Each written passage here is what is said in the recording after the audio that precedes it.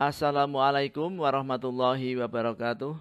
Selamat datang pada media pembelajaran biologi untuk kelas 11 MIPA semester 1 SMA Negeri 1 Pekalongan. Pada media ini kita akan mempelajari jaringan tumbuhan, khususnya kultur jaringan. Selamat belajar. Materi jaringan pada tumbuhan terdiri atas struktur dan fungsi jaringan tumbuhan, jaringan penyusun organ pada tumbuhan, dan kultur jaringan pada tumbuhan. Tetapi pada media ini hanya akan dibahas tentang kultur jaringan pada tumbuhan. Tujuan dari media pembelajaran ini adalah bahwa setelah mempelajari materi ini, peserta didik dapat menjelaskan tujuan, manfaat, serta teknik-teknik kultur jaringan. Teknik kultur jaringan yaitu perbanyakan tanaman secara vegetatif dengan teknik in vitro untuk mendapatkan anakan yang berjumlah banyak dan dalam waktu yang cepat. Manfaat dari teknik kultur jaringan ini adalah yang pertama, cepat. 2, jumlahnya banyak. 3. Bebas dari penyakit. 4. Melestarikan jenis tanaman yang langka. 5. Mempertahankan sifat induk. Dan 6. Menghasilkan varietas baru dengan kultur fusi protoplas. Tujuan dari teknik kultur jaringan adalah yang pertama, menghasilkan tanaman dalam jumlah besar, dalam lahan sempit dan dalam waktu yang relatif singkat. 2. Menghasilkan tanaman yang bebas penyakit. 3. Melestarikan jenis tanaman langka. 4. Mempertahankan sifat-sifat genetis tanaman induk.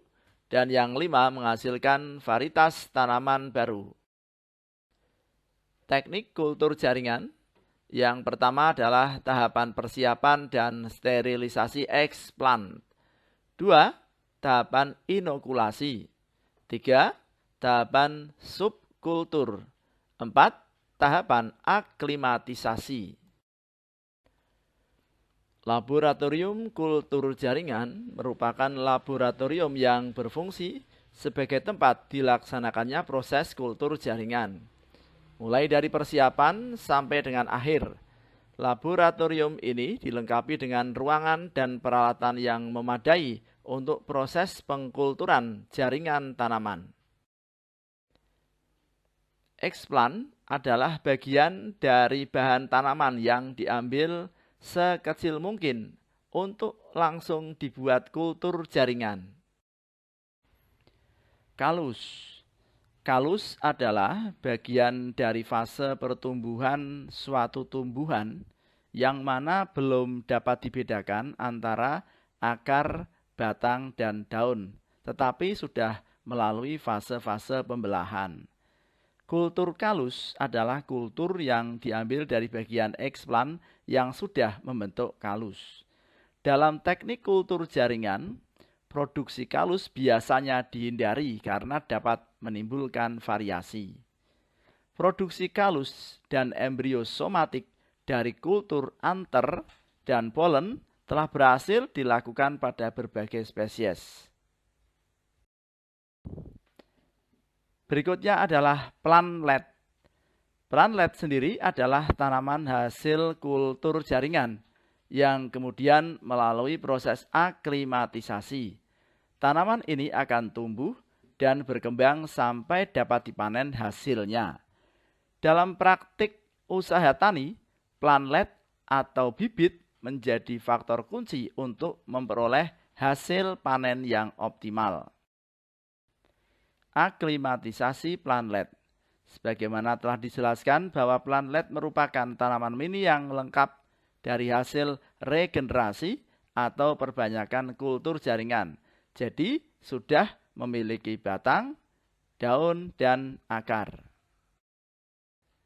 Pada prinsipnya, dengan menggunakan teknik kultur jaringan, setiap sel dapat diinduksi untuk beregenerasi menjadi individu tanaman lengkap dengan sifat genetik yang identik satu sama lain. Dalam waktu yang singkat dapat dihasilkan individu tanaman dalam jumlah yang banyak. Kelebihan dan kekurangan teknik kultur jaringan adalah sebagai berikut. Untuk kelebihannya adalah bahwa yang pertama, jumlahnya banyak dalam waktu yang singkat. 2. Tempat tidak terlalu luas. 3. Tidak tergantung musim. 4. Bibit sehat dan seragam. 5. Memungkinkan dilakukan rekayasa genetika. Sedangkan kekurangannya, yang pertama adalah berbiaya besar. 2. Memerlukan keahlian khusus. Dan yang ketiga, memerlukan aklimatisasi keluar.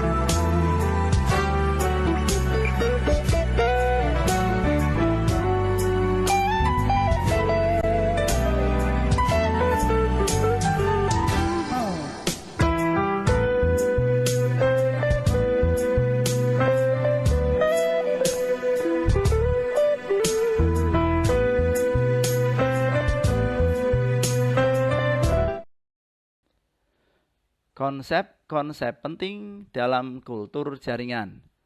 Pertama, aseptik, yaitu menumbuhkan jaringan tanaman pada kondisi bebas kontaminasi mikroba.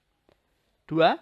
Desinfektan, yaitu proses menghilangkan kontaminan permukaan eksplan yang kemungkinan dapat tumbuh di lingkungan kultur jaringan dan berakibat dapat mematikan eksplan. 3. In vitro, yaitu kultur organ atau sel pada medium pertumbuhan yang mengandung nutrisi di dalam suatu wadah yang terbuat dari gelas atau kaca dalam kondisi lingkungan yang terkontrol. 4. Ex vitro, yaitu menumbuhkan di luar wadah kaca pada lingkungan yang terkendali.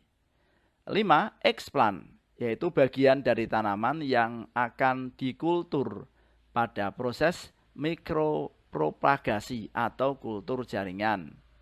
6. Kalus, yaitu eksplan yang akan terus membentuk massa sel yang belum terdiferensiasi atau belum dapat dibedakan antara akar, batang, dan daun.